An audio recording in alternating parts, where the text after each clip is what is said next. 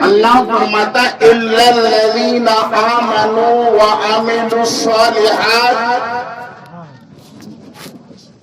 انسانوں میں بالکل نیچے بھی ہیں، لیکن جو ایمان والے ہیں اور نیک عمل والے ہیں وہ نیچے نہیں ہیں۔ سبحان اللہ بے شک۔ نیچے کون ہے؟ اسفل سافلین، بالکل نیچے کون ہے؟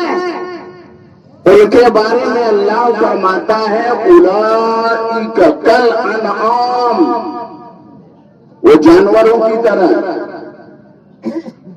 بلکہ اول ان سے بھی گئے گزرے ہیں، جانوروں سے بھی برے۔ وہ کون ہے؟ جن کے پاس ایمان نہیں ہے، جن کے پاس نیک عمل نہیں ہے، وہ جانوروں سے بھی گئے گزرے ہیں، بدتر۔ تو پتہ یہ چل گیا انسان سب سے اچھا ہے، سب سے اونچا ہے، لیکن کب؟ جب اس کے پاس ایمان ہے اور اس کے پاس اچھا عمل ہے، یہ ہے نا؟ تو ایمان اور اچھا عمل، تو ایمان ہمارے پاس اللہ کے کرم سے ہے، ہم سب ایمان والے ہیں۔ اب ضرورت ہے کس چیز کی؟ بولیے، نیک عمل کرنے، اچھا عمل کرنے کی ضرورت ہے۔ تو اچھا عمل ہم کیسے کریں گے؟ جب اچھا عمل کیا ہے، نیکی کیا ہے، جب اسے ہم جانیں گے جبھی تو، بولیے ہے نا؟ جب جانیں گے تب نا۔ تو نیک عمل کون سا ہے، اچھا عمل کون سا ہے، یہ ہمیں بتائے گا کون؟ یہ ہمارے علماء بتائیں گے۔ ابھی آپ حضرات نے سنا، ہمارے محترم حضرت مولانا فاروق شمسی صاحب نے بتایا آپ حضرات کو، ہمارے سماج میں جو کمیاں ہیں ہم سب محسوس کرتے ہیں اچھی طرح۔ ہمیں الحمدللہ ہمارے پاس ایمان ہے، نیک عمل کرنے کی ضرورت ہے۔ اب ایمان ہے تو ایمان کی حفاظت بھی ہونا چاہیے، کیونکہ ایمان بنیاد ہے۔ اس لیے قرآن میں جہاں بھی اچھے عمل کی بات آئی ہے، اس سے پہلے ایمان کی بات آئی ہے۔ پہلے ایمان، اس کے بعد اچھا عمل۔ اگر ایمان نہیں ہے، عقیدہ اچھا نہیں ہے، ایمان نہیں ہے، تو نماز کچھ بھی نہیں ہے، روزہ کچھ بھی نہیں ہے، حج زکات کچھ بھی نہیں ہے۔ پہاڑ کے برابر بھی نیک عمل کرو، ایمان نہیں ہے تو کچھ بھی نہیں ہے۔ عقیدہ بگڑ گیا تو نیک عمل کام میں آنے والا نہیں ہے۔ تو پتہ یہ چلا کہ اگر ہم کو نیک عمل والا بننا ہے تو ایمان کی حفاظت سب سے پہلے ضروری ہے، عقیدے کی حفاظت سب سے پہلے ضروری ہے۔ تو ایمان کی حفاظت کیسے ہوگی؟ نیک عمل کی حفاظت کیسے ہوگی؟ جو ایمان والے ہیں، نیک عمل والے ہیں، جو علماء دین ہیں، جو سنی صحیح العقیدہ عالم دین ہیں، ان کی صحبت اختیار کرو، ان کے پاس اٹھو بیٹھو، ان سے حدیث و قرآن کی باتیں سنو، ایمان محفوظ ہوگا۔ اور جب ایمان محفوظ ہوگا تو نیک عمل کام میں آئے گا۔ کچھ لبرل قسم کے مسلمان ہیں، آج ماڈرن دور ہے، وہ جو پڑھے لکھے جب ہمارے نوجوان، ہمارے بھائی، ہمارے بیٹے جب اونچی تعلیم حاصل کر لیتے ہیں تو کہتے یہ ہیں ارے بھائی مولانا ہے تو مولانا سے ہم قرآن و حدیث سن لیں گے چاہے وہ کوئی بھی ہو. آج تو حال یہ ہے مسلمانوں کو آپس میں لڑایا جا رہا ہے, اختلاف ہو رہا ہے, مسلمانوں کو ٹکڑے ٹکڑے میں بانٹنے کی کوشش کی جاتی ہے. ایسے ماحول میں ہم سب کو مل کے رہنا چاہیے. بولتے ہیں نا یقیناً مل کے رہنا چاہیے, لیکن کس کے ساتھ؟ مسلمان کو مسلمان کے ساتھ ملنا ہے نا, بولیے ہے نا. اور آپ بتائیے کیا ہر اسلامی لباس والا کیا وہ مسلمان ہے؟ جس کے پاس بھی اسلامی لباس ہے, داڑھی والا ہے, جبہ والا ہے, ٹوپی والا ہے, ضروری ہے کہ وہ سچا مسلمان بھی ہو, صحیح عقیدے والا مسلمان بھی ہو. ضروری ہے کیا؟ ضروری نہیں ہے, کیونکہ کلمہ پڑھنے والے فرقوں میں بٹ گئے ہیں. اللہ کے نبی نے فرمایا ان بنی اسرائیل تفرقت على 73 فرقة. بنی اسرائیل یہود نصارہ کرسچن یہ لوگ 73 فرقوں میں بٹ گئے. یہ لوگ 73 فرقوں میں بٹ گئے, 72 فرقوں میں بٹ گئے.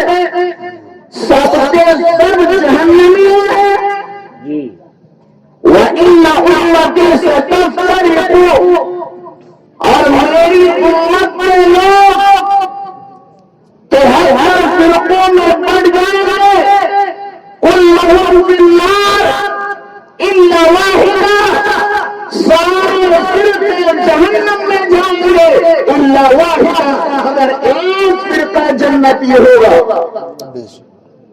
کرسچن سب جہنمی, یہودی سب جہنمی, لیکن اسلام کا کلمہ پڑھنے والے 73 فرقوں میں ہونے کے بعد 72 جہنمی اور ایک جنتی. وہ ایک جنتی فرقہ کون سا ہے؟ صحابہ نے پوچھا, اللہ کے رسول سے پوچھا صحابہ نے وہ فرقہ کون سا فرقہ ہے؟ تو اللہ کے نبی نے ارشاد فرمایا ما انا علیہ و اصحابی, وہ فرقہ وہ ہے جو میرے طریقے پر ہے اور میرے صحابہ کے طریقے پر ہے. نعرہ تکبیر, الحمدللہ, نعرہ رسالت, عظمت مصطفیٰ, مذہب اسلام, علماء اہل سنت. فرقہ وہ جماعت کون سی جماعت ہے؟ الحمدللہ آپ کی جماعت ہے. اس لیے کہ یہ جماعت اس عقیدے پر ہے جس عقیدے پر اللہ کے رسول تھے اور اللہ کے رسول کے صحابہ تھے. سمجھ میں آ رہی نا بات میری؟ سمجھ رہی ہیں؟ مجھ پرسن تو الحمدللہ ہم صحیح عقیدے والے, اور صحیح عقیدے والے ہی کون ہیں؟ اہل سنت و جماعت, جس کو سنی جماعت کہا جاتا ہے. جب سنی جماعت ہم لوگ ہیں, اہل سنت ہے, تو ہم کو ملنا کس سے چاہیے؟ بولیے, اہل سنت کو اہل سنت سے ملنا چاہیے, سنی کو سنی سے ملنا چاہیے. اتحاد سنی کا سنی سے ہوگا, کسی گمراہ کے سنی کا اتحاد نہیں ہو سکتا. ملتے رہو, ملو, لیکن ملو کس سے؟ اپنوں سے ملو, ایمان والوں سے ملو, صحیح عقیدے والوں سے ملو، سچے عقیدے والوں سے ملو، سنیوں سے ملو، اور گمراہوں سے، بد مذہبوں سے اپنے آپ کو دور رکھو۔ ایمان بچانا ہے تو گمراہوں سے اپنے آپ کو دور رکھو، بد مذہبوں سے اپنے آپ کو دور رکھو۔ میں کھول کر بتا دوں، جتنا گمراہ فرقے ہوئے، سارے فرقوں کو ہم اور آپ تو نہیں جانتے نا، اور سارے فرقے ہمارے علاقے میں ہیں بھی نہیں، لیکن اتنا تو ہم اور آپ اچھی طرح جانتے ہیں، وہابی ہمارے درمیان ہے، دیوبندی ہمارے درمیان ہے، شیعہ ہمارے درمیان ہے، رافضی ہمارے درمیان ہے، اور کچھ خارجی ہمارے درمیان ہے، ناصبی ہمارے درمیان ہے، گمراہ ہے۔ ان گمراہوں کو ہم جانتے ہیں، لیکن اچھا بتائیے، گمراہ جب آتا ہے تو کیا یہ کہہ کے آتا ہے کہ ہم گمراہ ہیں؟ آئے گا کوئی؟ ابھی کوئی بھی چور اپنے آپ کو چور کہے گا؟ کوئی گمراہ اپنے آپ کو گمراہ نہیں کہتا۔ گمراہ نہیں آتا ہے تو کہتا ہے کہ ہم صحیح عقیدہ والے مسلمان ہیں، ہم قرآن پیش کرتے ہیں، ہم حدیث پیش کرتے ہیں، ہم سے قرآن سنو، ہم سے حدیث سنو۔ کہتا ہے کہ نہیں کہتا؟ لیکن یاد رکھو سنی مسلمان، اپنے ایمان کی حفاظت کرنا ہے، اگر اپنے عقیدے کو محفوظ کرنا ہے تو گمراہوں سے کبھی قرآن نہ سنو، گمراہوں سے حدیث نہ سنو۔ کچھ لوگ کہتے ہیں ارے سننے میں کیا جاتا ہے، سن لیں گے، جو گڑبڑ ہوگا ہم نہیں مانیں گے، جو اچھا ہوگا ہم مان لیں گے، اچھا لے لیں گے اور خراب کو ہم رد کر دیں گے، پھینک دیں گے۔ اچھا، آپ اگر اتنے بڑے قابل ہیں تو آپ سن کیوں رہے؟ بہت اچھی، آپ اتنے بڑے قابل ہیں، اچھا کیا ہے، برا کیا ہے، تو آپ کو کسی سے سننے کی ضرورت کیا ہے؟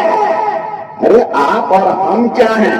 میں آپ کو بتا دیتا ہوں، صحیح مسلم شریف کے مقدمے میں ایک روایت موجود ہے، حدیث کی مشہور کتاب سارے علماء جانتے ہیں، آپ نے نام سنا ہے نا، مسلم شریف حدیث کی کتاب ہے نا، آپ لوگ جانتے ہیں۔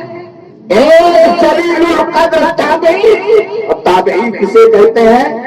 جو اللہ کے رسول کے صحابی کو جنہوں نے دیکھا، ان کی صحبت پائی، انہیں کیا کہتے ہیں؟ تابعی۔ ایک جلیل القدر تابعی کا نام ہے حضرت محمد ابن سیرین رحمۃ اللہ تعالی علیہ۔ وہ بڑے محدث بھی تھے، فقیہ بھی تھے، ناقد حدیث بھی تھے، وہ مفسر بھی تھے۔ بولو، ان کے مقابلے میں آج کا کوئی عالم ہو سکتا ہے؟ آج کا بڑے سے بڑا عالم ان کا مقابلے کا نہیں ہے، لیکن ان کا حال کیا ہے؟ میں آپ کو سنن دارمی سے ایک حدیث سناتا ہوں۔ سنن دارمی کی روایت ہے، حضرت محمد ابن سیرین کے پاس دو گمراہ آدمی آئے، دو گمراہ اور بد عقیدہ آدمی آئے، بد مذہب آئے، ان کا عقیدہ ٹھیک نہیں تھا۔ دو آدمی آئے اور آنے کے بعد انہوں نے کہا، یا ابا بکر نحدثک بحدیث، ہم آپ کو کوئی حدیث سنانا چاہتے ہیں، غور سے سنیے گا میری بات۔ کیا کہا؟ ان دونوں آدمیوں نے کہا محمد ابن سیرین سے کہ ہم آپ کو کوئی حدیث سنانا چاہتے ہیں۔ انہوں نے کیا کہا؟ لا، میں تم سے حدیث نہیں سنوں گا، تم سے حدیث نہیں سنوں گا۔ کہا اچھا، تو نقرؤ علیک آیۃ من القرآن، قرآن کی کوئی آیت سنا دیتے ہیں۔ قرآن کی کوئی آیت کو سن لیجیے تو انہوں نے فرمایا اللہ میں تم سے قرآن کی کوئی آیت نہیں سنوں گا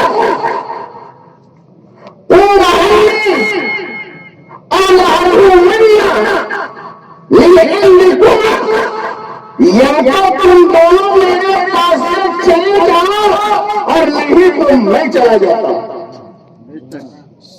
غور سے سنیے گا.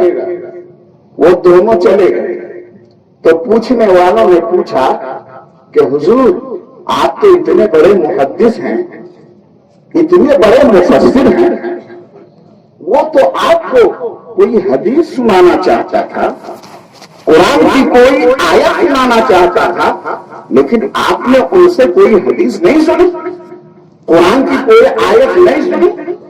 کیا بات ہے, سن لیتے تو کیا ہو جاتا. حضرت محمد ابن سیرین نے کیا فرمایا تھا, نہیں سنا, اگر میں کوئی حدیث سن لیتا, کوئی آیت ان سے سن لیتا, ہو سکتا ہے وہ حدیث کا کوئی غلط معنی بیان کرتا اور قرآن کی آیت کا کوئی غلط معنی بتاتا, اور وہ غلط معنی میرے دل میں جم جاتا تو میرا عقیدہ خراب ہو جاتا. اللہ سوچو, ایک بڑے محدث مفسر, ان کے سامنے کوئی بدعقیدہ قرآن کا غلط معنی بتا دے, حدیث کا غلط معنی بتا دے, اور وہ کنفیوژن میں پڑ جائے, وہ کنفیوز ہو جائے. ایسا ہو سکتا تھا کیا؟ لیکن نہیں میرے دوستو, یہ سبق دینا چاہتے تھے حضرت محمد بن سیرین. ہمیں آپ کو تنبیہ کرنا چاہتے تھے کہ لوگوں, شیطان کبھی بھی تمہیں گمراہ کر سکتا ہے قرآن کے نام پر, حدیث کے نام پر. اس لیے سن لو, کبھی بھی بد عقیدہ سے, کبھی بھی بد مذہب سے, جس کا عقیدہ ٹھیک نہیں ہے, اس سے کوئی حدیث مت سننا, اس سے قرآن کی کوئی آیت مت سننا. سبحان اللہ, بے شک. لیکن آج کیا ہو رہا ہے دوستو, ہم سن رہے ہیں, کوئی بات نہیں ہے, اٹھ رہے ہیں, بیٹھ رہے ہیں, اور سن لیجئے یہی محمد ابن سیرین صحیح مسلم کے مقدمے کے اندر فرماتے ہیں, صحابہ کرام کا جب زمانہ تھا تب تو سب اچھے لوگ تھے نا, عقیدہ تو سب کا بہتر تھا. فلا نسأل, ہم پوچھتے نہیں تھے کہ حدیث سنانے والا کون ہے, کیسا ہے, ہم کو چھان بین کرنے کی ضرورت نہیں تھی. کیوں؟ اس لیے کہ سب صحابی اللہ کے رسول کے سچے صحابی, سب کا عقیدہ اچھا, سب کا ایمان مضبوط, ہم سن لیتے تھے, چھان بین نہیں کرتے. ولیکن وقعت بیننا الفتنہ, لیکن ہمارے درمیان جب فتنہ واقع ہو گیا, جب عقیدہ خراب ہونے لگا, زمانہ ایسا ہوگا تو اب ہم آنکھ بند کر کے کسی سے حدیث نہیں سنتے ہیں, ہم چھان بین کرتے ہیں کہ حدیث سنانے والے کیسے ہیں.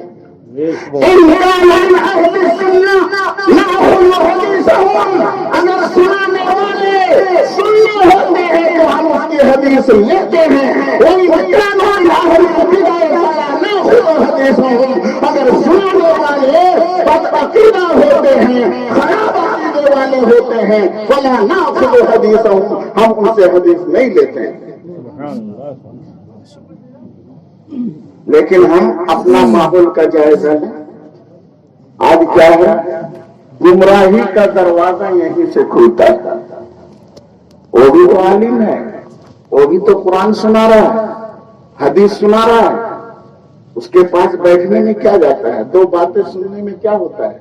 ارے حال تو یہ ہے کہ مولانا مولوی کی بات تو رہنے دیجئے, اگر ہمارے پاس کوئی ایڈوکیٹ آ گیا, کوئی افسر آ گیا اور اسے اردو پڑھنا بھی نہیں آتا ہے, عربی تو چھوڑیے, اردو پڑھنا بھی نہیں آتا ہے، رومن انگلش میں ٹرانسلیشن دیکھتا ہے بخاری کا، مسلم کا،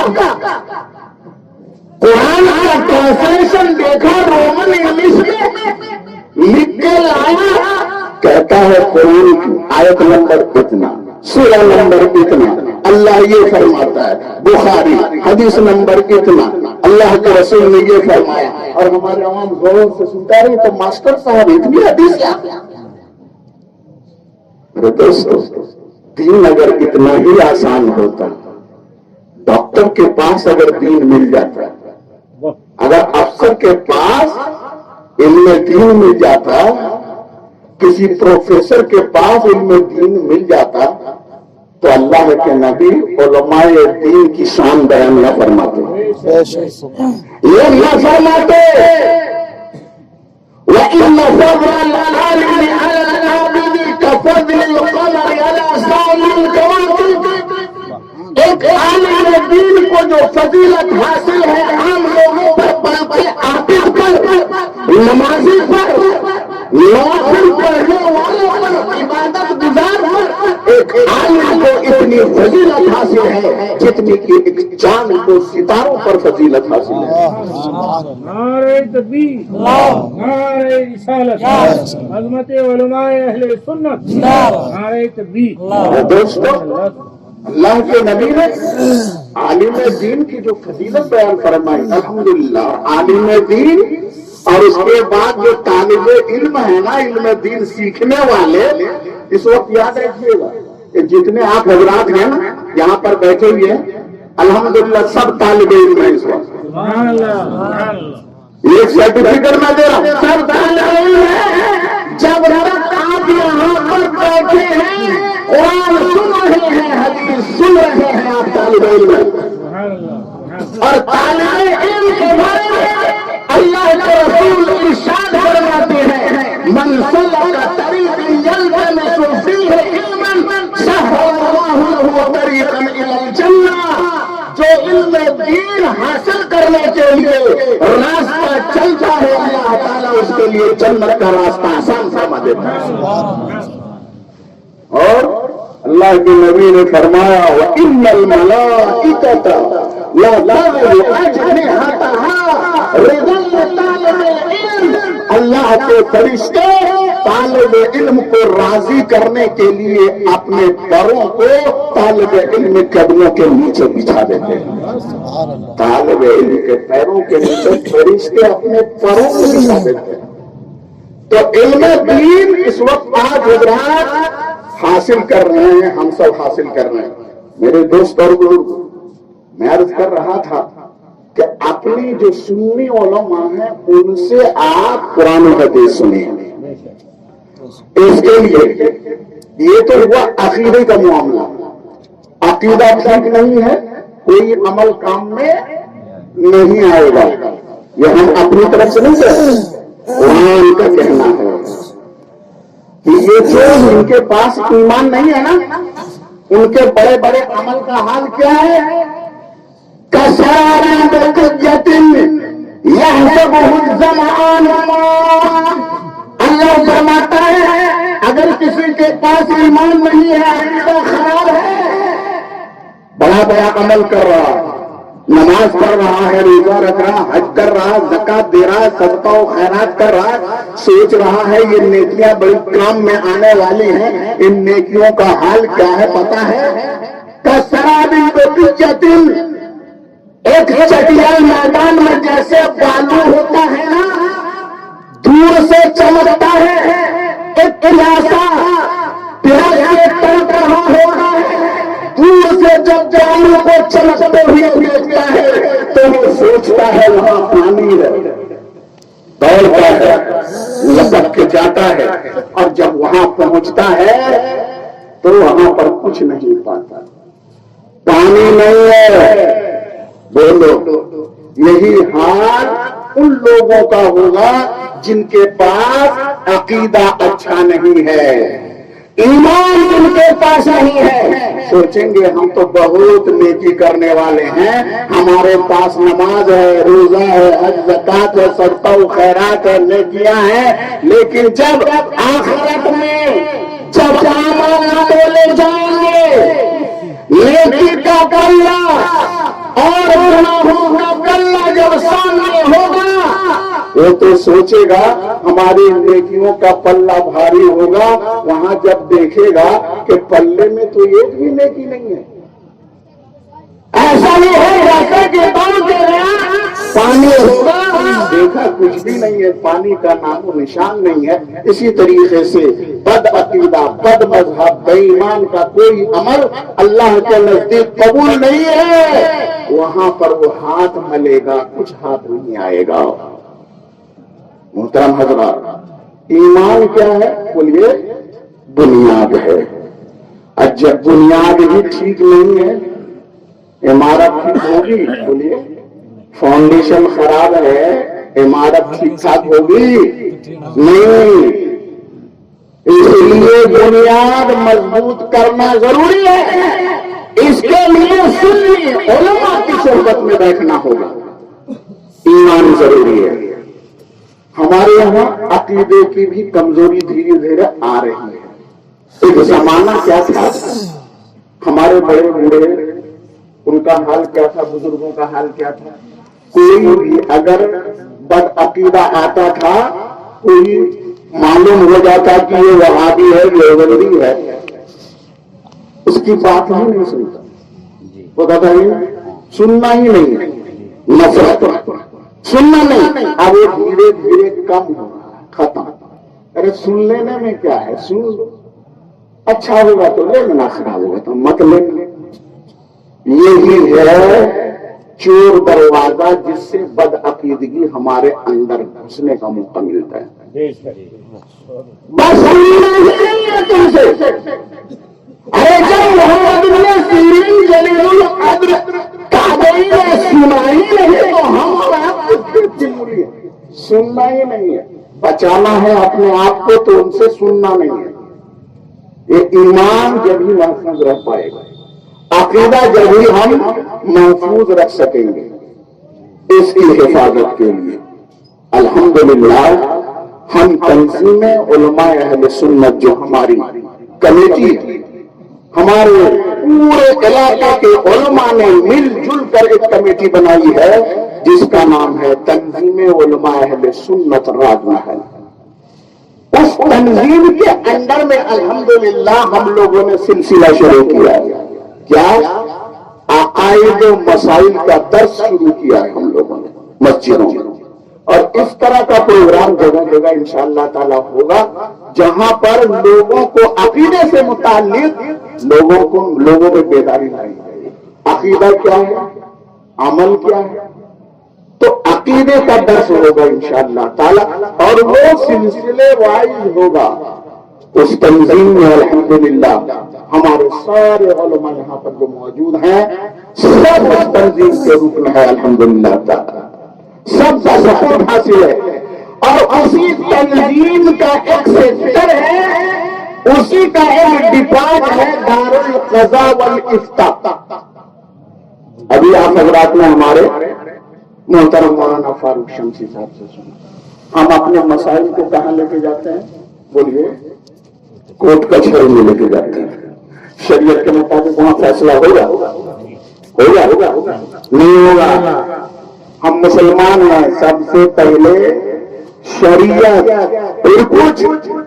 شریعت کے مطابق کوئی فیصلہ ہوگا تو ہم کو قبول کرنا ہے۔ ہمارے سماج میں کیا ہوتا ہے، طلاق کا معاملہ ہے، لڑکا طلاق نہیں دیتا ہے، اب طلاق لینا ہے، طلاق نہیں دے رہا ہے، کیا کرتے ہیں ہم؟ جا کر کے مقدمہ کرتے ہیں، اور کورٹ میں جا کر کے ہم طلاق لے لیتے ہیں نا، بہت سے ہمارے بھائی ہیں طلاق لے لیا، اور لینے کے بعد کیا کرتے ہیں، اس کی شادی، لڑکی کی شادی دوسری جگہ ہم کر دیتے ہیں۔ طلاق ہوئی؟ بولیے، آپ بولیے، سارے لوگ سمجھدار ہیں، مسلمان ہیں، طلاق ہوئی؟ نہیں ہوئی نا۔ کیا کورٹ کے جج کو یہ رائٹ ہے تو بیوی کسی کی ہو وہ طلاق دے دے؟ بیوی کسی کی طلاق کوئی دے دے؟ وہ طلاق دے دے رہا. اب آپ جاؤ کسی سے بھی نکاح کرو، اب جب طلاق ہوئی ہی نہیں، ایک بندھن میں جب وہ موجود ہے، ایک کی بیوی ہے، تو ایک کی بیوی رہتے ہوئے کیا دوسرے کی بیوی وہ بن سکتی ہے؟ ہرگز نہیں. تو جب دوسرا طلاق نہیں دے گا نکاح نہیں ہو سکتا. اور جب نکاح نہیں ہو سکتا تو جب تک اس کا سمپرک ہوگا، بولیے یہ حرام ہوگا کہ حلال ہوگا؟ جائز ہوگا کہ ناجائز ہوگا؟ ناجائز ہوگا. اور جب ناجائز ہوگا تو اولاد جائز ہوگی کہ ناجائز ہوگی؟ بولیے ناجائز ہوگی کہ نہیں ہوگی؟ ناجائز ہوگی. ہمیں احساس بھی نہیں ہوتا.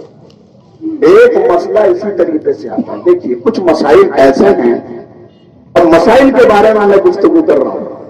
ہماری سوسائٹی میں، ہمارے سماج میں جو ہو رہا ہے آج کل مسائل کے تعلق سے، کچھ مسئلے ایسے ہوتے ہیں عالم سے آپ نے پوچھا، عالم نے فتویٰ دے دیا، مفتی نے فتویٰ دے دیا، اس فتوی کے مطابق آپ نے عمل کر لیا، وہ رائٹ ہے مفتی کو وہ فتویٰ دے دیا، ہو گیا.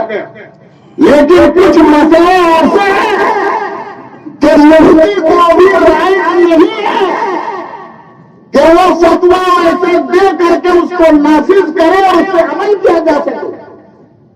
کچھ مسئلے ایسے ہیں، مثال کے طور پر میں آپ کو سمجھا دوں.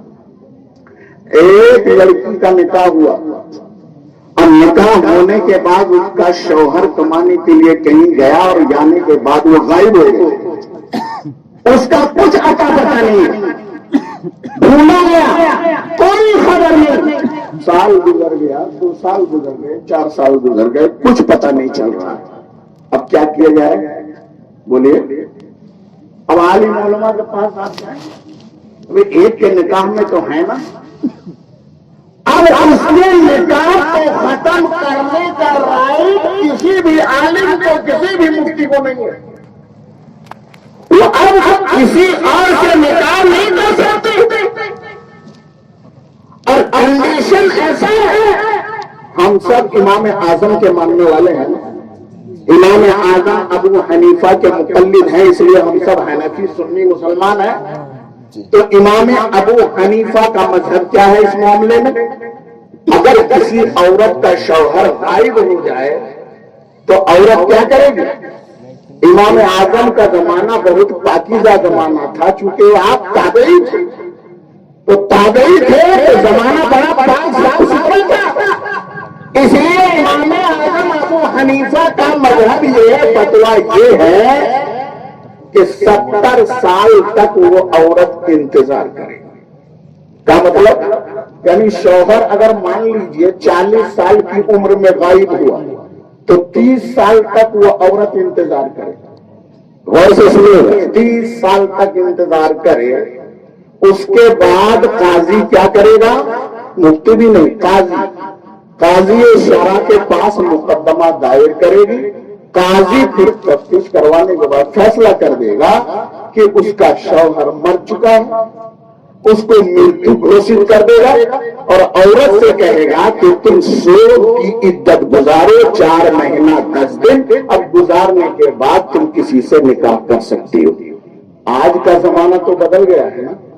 بولیے، وہ امام ابو حنیفہ کا زمانہ تو نہیں ہے، وہ تابعین کا زمانہ تو آج نہیں ہے. جو عورتیں ہوتی تھیں انتظار کر کے، نیکیاں کر کے، نوافل پڑھ کر کے، تلاوت کر کے اپنی عمر کاٹ لیتی تھی. اب تو وہ زمانہ نہیں نا. قدم قدم پہ گناہ کا خطرہ ہے، عزت کا خطرہ ہے.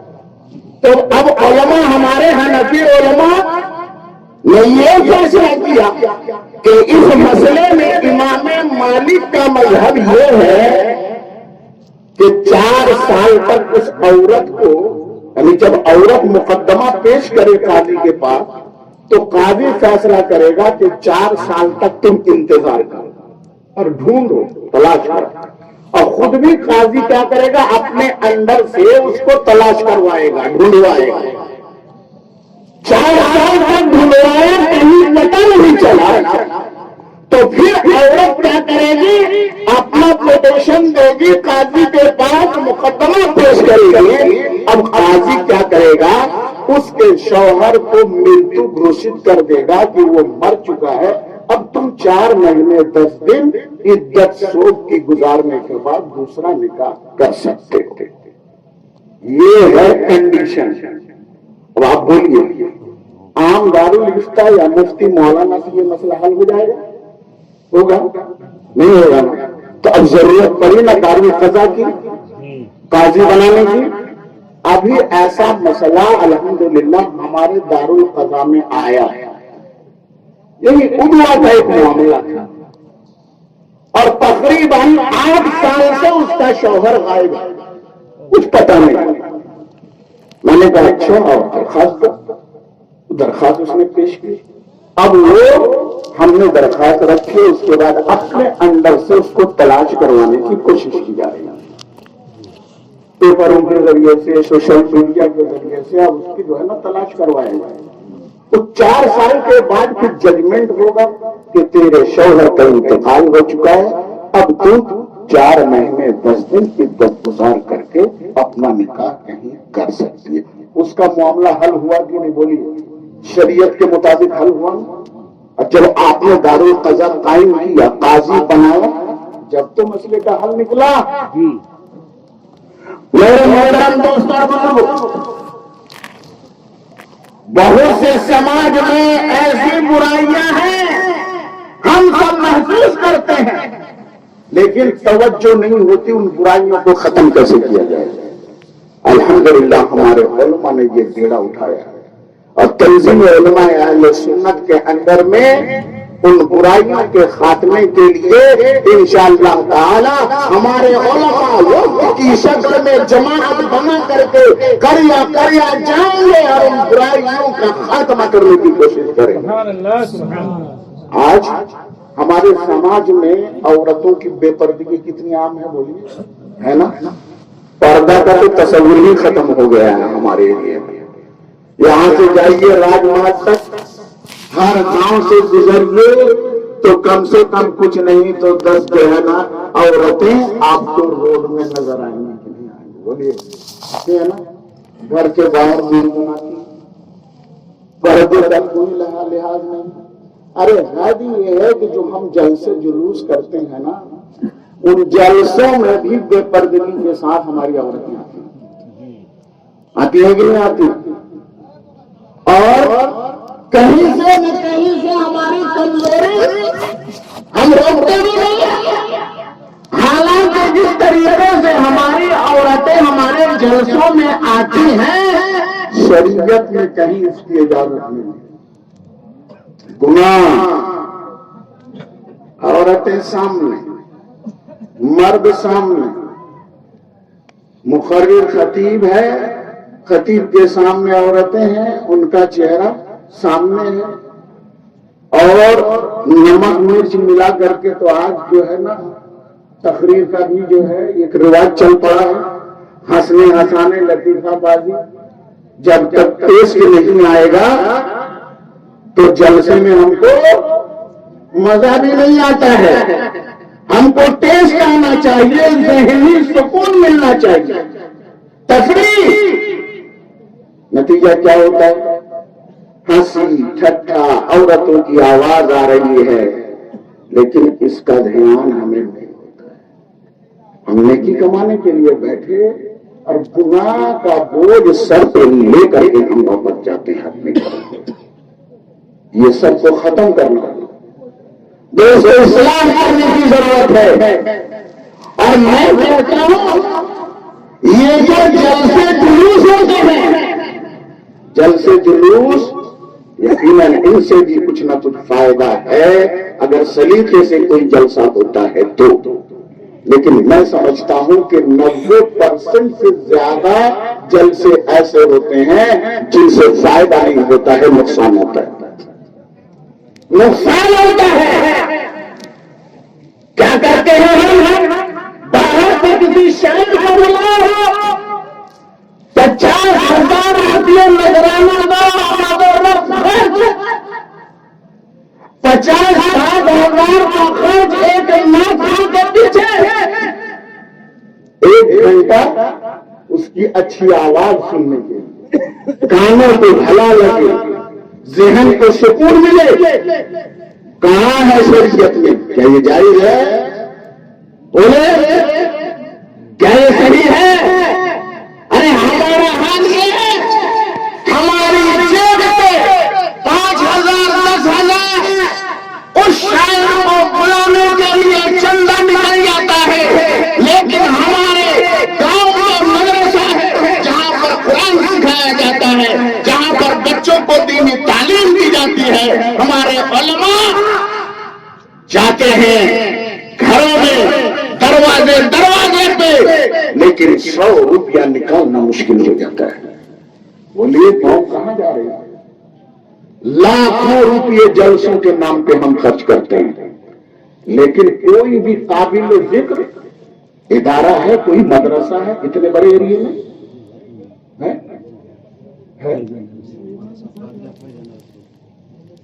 نہیں، میں کہہ رہا ہوں جس کو اونچے معیار کا مدرسہ تو ہر جگہ ہے، ہر گاؤں میں مکتب کی شکل میں، لیکن کوئی ایسا مدرسہ ہے جہاں پر ہمارے ایریا میں فضیلت کی تعلیم ہو، حاضر کی ڈگری دی جاتی ہے، عالم بنایا جاتا ہے، مفتی بنایا جاتا ہے؟ کیا ہم سب مل کر پورا ایریا مل کر کوئی ایسا مدرسہ نہیں بنا سکتے کہ ہمارے علماء باہر سے مفتی بن کر کے آتے ہیں، باہر سے عالم اور فاضل بن کے آتے ہیں، انہیں جانے کی ضرورت نہ پڑے، اپنے ایریے میں رہ کر کے وہ عالم بنے، فاضل بنے، مفتی بنے؟ کیا ہم نہیں کر سکتے؟ کر سکتے ہیں، ہمیں اپنا ذہن بدلنا ہوگا۔ یہ تو ہوا دینی تعلیم کا معاملہ، چلو دنیاوی تعلیم ہی لے لو، دنیاوی تعلیم لے لو، اسکول کالج کا معاملہ، اتنے بڑے ایریے میں مسلم پاپولیشن اتنا زیادہ ہے، لیکن مجھے بتاؤ ہماری بچیوں کی تعلیم کے لیے ہے کوئی کالج جہاں پر پردے کے ساتھ ہم اپنی بچیوں کو پڑھا سکیں، انٹر کروا سکیں؟ ڈگری کالج کوئی ہے؟ انٹر کالج کوئی ہے ہمارے پاس؟ اور سالانہ جو جلسے ہوتے ہیں، اگر آپ کیلکولیشن کریں گے، اگر آپ حساب لگائیں گے، تو میں سمجھتا ہوں کہ علاقہ راج محل میں ایک سال میں جتنی جلسے ہوتے ہیں، جتنی کانفرنسیں ہوتی ہیں، اگر 2-4-10 سال کانفرنسوں کو روک کر کے انہی پیسوں سے اگر کوئی کالج کھولنا چاہے تو انشاءاللہ تعالی 5-10 سال میں ہم کوئی کالج اپنا قائم کر سکتے ہیں۔ کر سکتے ہیں کہ نہیں کر سکتے؟ لیکن نہیں، ہم کو عادت ہو گئی ہے کس چیز کی؟ مزہ لینے کی، ذہنی سکون ملے، باہر سے خطیب آئے گا، ہم 50,000 روپیہ اس کے نام پہ خرچ کر دیں گے، لیکن گاؤں کا امام ہے 40واں چہاروں میں اگر وہ جائے تو 500 روپیہ ہماری جیب سے نہیں نکلتا ہے۔ یہ ہے کہ نہیں؟ بولیے۔ اگر تیجا ہے، 40واں ہے، چہارم ہے، میلاد ہے، فاتحہ ہے، مرمی ہے، کرنی ہے، آپ کا امام آپ کا کام آتا ہے، آپ کی جیب اس کے لیے تیار نہیں ہوتی، آپ کا دل اس کے لیے کشادہ نہیں ہوتا، اور آپ ذہنی تفریح کے لیے، مزہ کے لیے آپ لاکھوں روپیہ خرچ کر کے آپ کام کرتے ہیں۔ بولیے نتیجہ کیا ہوتا ہے؟ 0، کچھ حاصل نہیں ہوتا۔ میرے دوستوں اور بزرگوں، ذہن بدلنا ہوگا۔ جب تک ہم ذہن نہیں بدلیں گے، ہماری سوسائٹی سے، ہمارے معاشرے سے، ہمارے سماج سے برائیوں کا خاتمہ نہیں ہو سکتا ہے۔ بے شک بے شک۔ کچھ چیزوں کو ہم نیکی سمجھتے ہیں، لیکن ہمارے اور آپ کے سمجھنے سے وہ چیز نیکی نہیں بن جائے۔ شریعت نے جس کو نیکی کہا ہے وہ نیکی ہے۔ ہم اپنی طبیعت سے کسی کو نیکی نہیں بنا سکتے، ہم طبیعت سے چلتے ہیں۔ بولیے ہوتا ہے کہ نہیں ہوتا؟ ارے بہت سے جو ہے نا حال تو میں کیا بتاؤں، مسجدوں میں تو رمضان کے مہینے میں تو وہ ہوتا ہے